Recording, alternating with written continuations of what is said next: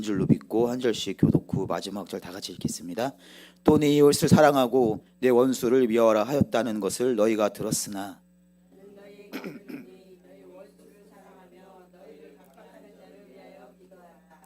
이같이 한즉 하늘에 계신 너희 아버지의 아들이 되리니 이는 하나님이 그 해를 악인과 선인에게 비추시며 비를 의로운 자와 불의한 자에게 내려주심이라.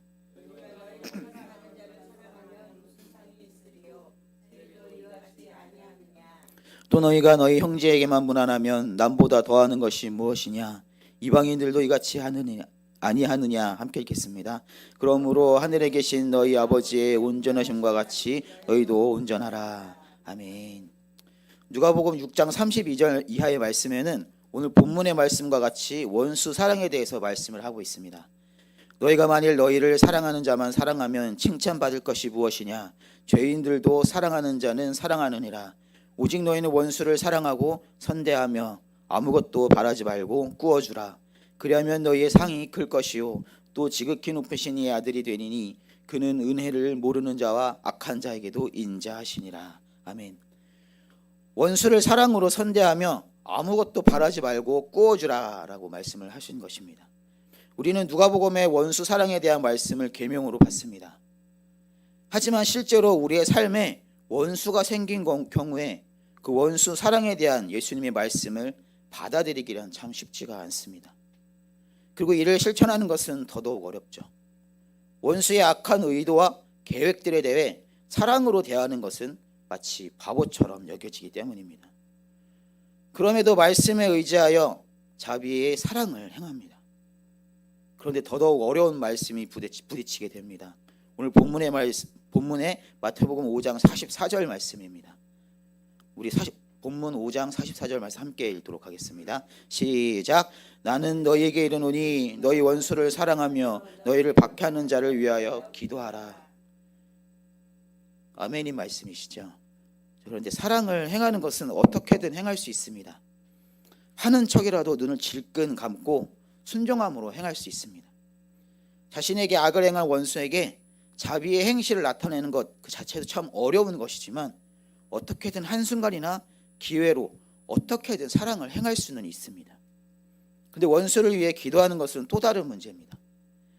원수진 사람을 위해서 기도하라뇨. 무엇을 기도해야 할까요? 나에게 모욕과 수치와 치욕을 주고도 여전히 나를 악하게 대하고 있는 이 원수를 어떻게 축복하라는 것입니까? 마태복음 5장에서 예수님께서 원수 사랑에 대해 말씀하신 이유는 무엇일까요? 우리 43절 말씀입니다. 함께 읽도록 하겠습니다. 시작. 또 내 이웃을 사랑하고 내 원수를 미워하라 하였다는 것을 너희가 들었으나. 하나님께서는 모세를 통해 이스라엘을 애굽으로부터 구속하시고 제사장들과 백성들을 거룩하게 세우시며 말씀하셨습니다.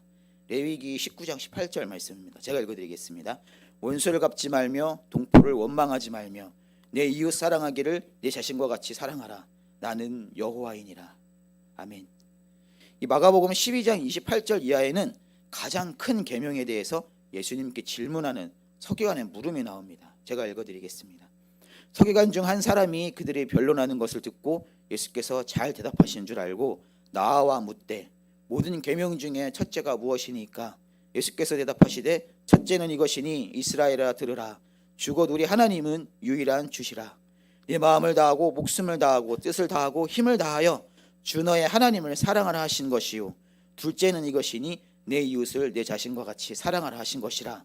이보다 더 큰 계명이 없느니라. 아멘. 갑자기 확 밝아졌죠. 네. 이는 당시 이스라엘 안에서 내 이웃을 내 자신과 같이 사랑하라는 계명이 큰 계명임을 이미 알고 있었음을 반증을 하고 있는 것입니다. 근데 본문 43절의 말씀에 내 원수를 미워하라 하였다는 것을 들었으나 라고 말씀을 합니다. 이 말씀은 언제 어디서 들은 것일까요? 이런 말씀은 성경 어디에도 찾아볼 수가 없습니다. 그러나 예수님께서 이렇게 말씀하신 대로 당시 예수님의 이 말씀을 듣고 있었던 사람들은 내 원수를 미워하라 를 진리같이 믿고 있었던 것입니다. 어디에서 이런 말씀은 진리로 들은 것일까요? 당시 이스라엘 한 분파인 이 에세네파는 광야에 거주하면서 세상과 이 에세네파 공동체를 이분법적으로 봅니다. 그리고 세상을 멀리하고 공동체에게는 사랑을 행했던 흑백과 같은 신앙관을 갖고 있었던 것이죠. 그들은 거룩과 성결에 있어서 철저하게 자신들을 지켰던 사람이었습니다. 예수님이 오실 길을 준비하였던 이 세례 요한도 광야에서 거주하면서 이 에세네파의 큰 영향을 받았습니다. 그렇게 그를 통해 수많은 사람들이 회개의 물 세례를 받으러 나왔던 것이죠. 한편 내 이웃을 내 몸처럼 사랑하라는 말씀에서 이웃이 신앙 공동체로 한정되어 그 외의 모든 사람들에게 대해서는, 이방인들에 대해서는, 더기 원수에 대해서는 이웃 사람과 반대되는 미워하라 라는 말씀으로 통용이 되었던 것입니다. 그러나 예수님께서는 이러한 이스라엘의 통념을 깨우치시며 사랑해야 할 이웃에 대해 말씀하셨습니다. 누가복음 10장 29절 이하의 말씀입니다. 그 사람이 자기를 옳게 보이려고 예수께 여짜오되 그러면 내 이웃이 누구니이까? 예수께서 대답하여 이르시되 어떤 사람이 예루살렘에서 여리고로 내려가다가 강도를 만나매 강도들이 그 옷을 벗기고 때려 거의 죽은 것을 버리고 갔더라. 마침 한 제사장이 그 길로 내려가다가 그를 보고 피하여 지나가고 또 이와 같이 한 레위인도 그곳에 이르러 그를 보고 피하여 지나가되 어떤 사마리아 사람은 여행하는 중 거기 이르러 그를 보고 불쌍히 여겨 가까이 가서 기름과 포도주를 그 상처에 붓고 싸매고 자기 짐승에 태워 주막으로 데리고 가서 돌봐주니라. 그 이튿날 그가 주막 주인에게 데나리온 2를 내어주며 이르되 이 사람을 돌봐주라. 비용이 더 들면 내가 돌아올 때에 갚으리라 하였으니 내 생각에는 이 세 사람 중에 누가 강도 만난 자의 이웃이 되겠느냐? 이르되 자비를 베푼 자니이다. 예수께서 이르시되 가서 너도 이와 같이 하라 하시니라. 아멘. 이스라엘 사람들에게 있어서 사마리아인은 원수, 곧 나에게 해를 끼치며 더욱 피하고 상종하지 않던 원수였습니다. 이를 예수님께서는 사랑해야 할 자비를 베풀 이웃으로 말씀하신 것입니다. 우리는 언제 이런 원수와 같은 이웃을 마주합니까? 회사와 일터에서 이러한 이웃들이 있으십니까? 원수가 된 친구가 있으십니까? 크리스천인 한 회사에 고충이 있었습니다. 이 이야기를 제가 들려드리겠습니다. 회사 일이 처음에는 희망과 설레임으로 가득 찼었다고 합니다. 일하면서 만나게 된 좋은 사람들, 또 술술 잘 풀리는 업무들, 급속도로 커지는 회사와 좋은 소식들, 배우들도 시간이 흐를수록 점점 좋아지고 이대로 쭉 살면 걱정 없겠다고 여겼습니다. 그렇게 업무에 헌신을 다하던 때에 초심을 잃어버린 것은 경영진과의 마찰 때문이었죠. 대표와 반대 입장에 섰다가 밀려난 총괄 이사님, 또 바른 소리 했다가 잘린 사수 팀장과 동기 동료, 그나마 하나둘씩 같은 부서에 있던 직원들을 전도해서 교회에 함께 갈 수 있다는 것, 그 하나만으로 유일한 기쁨을 삼고 있었던 그 행복이었지만 훗날에 이마저도 통제하려던 직장 상사와 대판 싸우고 분에 못 이겨 사직서를 내고 직장에서 나왔다고 합니다. 회사뿐만이 아닙니다. 이처럼 극단적인 경우가 아니더라도 이와 같은 심정을 겪는 순간들이 정말 많이 있을 것입니다. 세상 사람들과 함께하는 곳은 언제나 원수가 도사리고 있습니다. 양의 모습으로 웃고 있지만 언제 어느 순간 돌아서서 염소의 뿔을 우리에게로 향할지 모릅니다. 시편 1편 1절 말씀처럼 악인들의 꾀와 죄인들의 길, 또 오만한 자들의 자리가 우리의 곁을 맴돌면서 우리를 끊임없이 시험합니다. 때론 박해하고 틈을 노립니다. 자신들의 길과 방법으로 강한 뿔로 또는 때를 이루어 우리를 공격합니다. 나를 찌르는 이 밖의 원수 외에도 내 안에서 찌르는 원수가 있습니다. 바로 우리 내면의 원수, 죽지 않고 살아서 나를 끌고 가려 하는 옛사람, 자아라고 하는 나 자신입니다. 이 원수를 사랑하라라는 말씀은 우리가 너무나 잘 알고 있습니다. 머리로는 용납이 되지만 심정으로는 도저히 용납될 수 없는 이 말씀. 나에게 악한 말과 행동으로 상처를 주고 또 해를 입힌 원수를 떠올리기만 하면 치가 떨립니다. 때로는 답답함에 분이 풀리지가 않고 되려 한번 걸리기만 해봐라 라며 원수를 갚고자 합니다. 이것이 무엇일까요? 바로 우리 자신의 자아, 바로 제 자신의 자아입니다. 에베소서 4장 22절 말씀에서 바울은 옛사람을 버리라고 말씀을 합니다. 너희는 유혹의 욕심을 따라 썩어져가는 구습을 따르는 옛사람을 벗어버리고. 그러나 속사람이 변하고자 하면 세상에 이 원수들은 더욱 우리를 짓누르고 지디깁니다. 어딜 껑충 성장하려 하냐며 그 옛사람의 수렁에 갇히게 만들어 버립니다. 진정한 원수인 사단은 이처럼 주변에 원수된 사람과 나의 그 옛 자아를 흔들어 깨우며 우리의 그 변화를 막고 분노와 거짓, 상처에 갇히도록 만듭니다. 이 말씀에 아멘 하시면 안 됩니다. 네. 네. 그러나 원수는 외나무 다리에서 만나야 한다는 말이 있습니다. 어느 한 목사님의 이야기입니다. 어느 주일에 교회 예배를 은혜롭게 잘 마치고 다른 한 교회의 특별한 행사에 한 순서를 맡아서 참석을 하게 되었는데, 순서를 맡은 목사님들이 맨 앞줄 지정석에 같이 앉게 되었다. 그런데 이게 웬일인가? 아주 오래전 내가 처음 목사 안수 받았을 때에 나를 시취했던 대선배 목사님이 계셨다. 그 목사님은 당시 일부러 대답하기 불가능한 질문들을 던지면서 나를 아주 큰 공경에 빠뜨렸었다. 정말 그 목사님 때문에 지옥같은 시치가 되어버렸다. 그 뒤로 그 목사님을 보면 원수같이 여겨지고 치가 떨렸었는데, 그 목사님이 나보다 먼저 와서 맨 앞줄에 앉아있는 것이 아닌가. 15년 만에 다시 만나는 것이다. 그 순간 내 입에서 나도 모르게 정말 원수는 외나무 다리에서 만나는구나 라는 탄식이 흘러나왔다. 어떻게 해야 할 것인가? 만약에 순서를 맞지 않았다면 그 자리를 피해서 다른 자리에 가서 몰래 앉으면 되지만, 순서 맡은 목사님들은 맨 앞줄에 같이 앉아야 했기 때문에 피할 수도 없는 상황이었다. 정말 말 그대로 원수를 외나무 다리에서 만난 것이다. 어떻게 할까 잠시 망설이다가 정면 돌파하는 결단을 내렸다. 아주 큰 미소를 지으면서 목사님께 다가가서 아주 공손히 그리고 매우 반가운 어조로, 목사님 정말 오랜만입니다. 잘 지내셨죠? 라고 하면서 90도 각도로 허리를 숙여 인사를 드렸다. 그런데 놀랍게도 그 순간 목사님이 나를 보자마자 매우 반가워하면서 눈물을 글썽였다. 그래서 목사님께서 되게 떨리는 목소리로 내가 김 목사님 아드님을 달라스에서 뵙고 아주 훌륭한 아들 목사님이라고 칭찬을 많이 해드렸습니다 라고 말했다.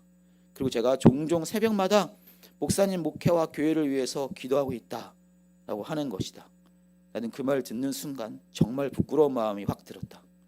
나는 목사님을 원수 취급하면서 피해가려다가 어쩔 수 없이 인사를 드린 것인데, 목사님은 나를 반갑게 맞아주고 또한 기도해 준다고 하니 정말로 부끄럽고 미안한 마음이 들었던 것이다.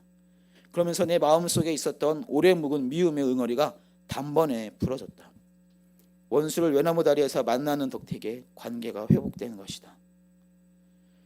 나를 해한 원수, 이 원수를 품지 못하고 똑같이 해하고자 하는 자, 이들을 마주할 때가 곧 기회가 될 수 있다는 것입니다. 어떤 기회일까요? 바로 우리 자신의 변화의 기회입니다. 오늘 본문에서 예수님께서 두 가지 메시지를 말씀하십니다. 첫 번째는 원수를 사랑하라입니다. 이 원수의 원어 에크드로스는 증오하는 적, 사단, 원수를 뜻합니다. 이 말은 미워하다라는 의미에서 유래가 되었습니다. 여기서 자신이 미워하는 대상을 뜻하는 것이죠. 두 번째는 너희를 박해하는 자를 위하여 기도하라입니다. 여기서 박해하다의 디오코는 재촉하며 뒤쫓아 추격하는 의미를 뜻합니다. 나의 마음에 미워하는 대상을 사랑하며 나를 재촉하고 추격하며 박해하는 자를 위해서 기도하라는 말씀입니다. 그리고 이렇게 할 때에 맞이하게 되는 축복을 하나님께서는 약속을 하십니다. 하늘에 계신 너희 아버지의 아들이 되리니, 이것이 약속입니다. 누구든지 사람 앞에서 나를 시인하면 나도 하늘에 계신 내 아버지 앞에서 그를 시인할 것이요, 누구든지 사람 앞에서 나를 부인하면 나도 하늘에 계신 내 아버지 앞에서 그를 부인하리라. 아멘. 마태복음 10장 32절에서 33절까지 말씀입니다. 이렇게 말씀하신 것처럼 원수를 사랑하며 박해하는 자를 위해서 기도할 때에 하늘과 땅에서 하나님의 아들로 선포되는 놀라운 은혜의 축복이 부어질 줄로 믿습니다. 그렇다면 어떻게 예수님의 원수 사랑의 말씀을 행할 수 있을까요? 이 원수를 사랑하는 것이 무엇일까요? 어떻게 원수를 사랑할 수 있을까요? 원수를 사랑하기 위해서는 심령이 새롭게 됨이 필요합니다. 바울 사도는 갈라디아서 2장 20절에서 이렇게 말씀합니다. 내가 그리스도와 함께 십자가에 못 박혔나니 그런즉 이제는 내가 사는 것이 아니요 오직 내 안에 그리스도께서 사시는 것이라. 이제 내가 육체 가운데 사는 것은 나를 사랑하사 나를 위하여 자기 자신을 버리신 하나님의 아들을 믿는 믿음 안에서 사는 것이라. 아멘. 원수 갚고 싶고 복수하고 싶은 이 옛사람의 정과 욕심은 예수님께서 죽으신 그 십자가에서 모두 죽었다는 것입니다. 그리고 이제 옛사람의 모습대로 사는 것이 아니라 나를 위해 죽으시고 부활하신 예수 그리스도, 내 안에 살아계신 예수님과 함께 예수님을 따라 살아가야 한다는 고백입니다. 원수를 사랑하라. 이는 옛사람의 본성으로는 불가능합니다. 그를 용서한다는 고백을 해야겠다는 그 생각도 들지가 않습니다. 마음의 앙심과 응어리로 남아 있습니다. 이 얘기는 제 얘기입니다. 제 마음에 응어리 가진 사람이 있습니다. 그 사람을 향해 제가 입으로 나오는 말들이 참 많습니다. 하지만 그래도 하나님께서는, 예수님께서는 우리에게 용서하라고 말씀하셨습니다. 우리가 정말 저의 옛사람을 주님 죽으신 십자가에 죽었습니다. 더 이상 저는 제 자신으로 살아가지 않고 제 안에 살아계신 예수님을 따라 살아갑니다 라고 선포하며 용서할 때에 이전에는 이제는 용서하지 못하고 응어리로 맺어진 심령이 믿음의 고백으로 예수 그리스도의 사랑과 성령님의 역사하심으로 진정으로 용서하게 되는 변화가 일어나게 되는 것입니다. 나를 해했던 원수에 대해서 하나님의 사랑으로 행할 수 있도록 변화되는 것입니다. 원수를 사랑하라는 예수님의 말씀은 한 번 용서하는 것을 뜻하지 않습니다. 70번씩 7번을 용서하라고 말씀하셨습니다. 끊임없이 계속해서 용서하라는 것입니다. 하나님 앞에서 용서를 선포했으면 심판은 이미 하나님께 연락된 것입니다. 원수를 갚는 것이 내게 있다고 말씀하신 것처럼 처우는 하나님께 맡겨드리고 우리는 하나님이 주시는 새로움을 새롭게 하시는 은혜를 취해야 할 줄로 믿습니다. 원수를 사랑하는 말씀은 원수가 우리에게 행했던 어떤 수치스러운 일들을 무조건적으로 다 잊고 그의 어떤 행위에도 무조건 사랑으로 덮으라는 말이 아닙니다. 예수님께서는 원수 앞에 이용당하는 바보가 되라고 말씀하시는 것이 아닙니다. 사람은 사랑하되 사람과 죄를 분리해야 하는 것처럼 용서를 선포하며 원수를 하나님의 사랑으로 대하되 원수가 우리에게 행한 일들에 대한 죄는 분명히 구별해야 하는 것입니다.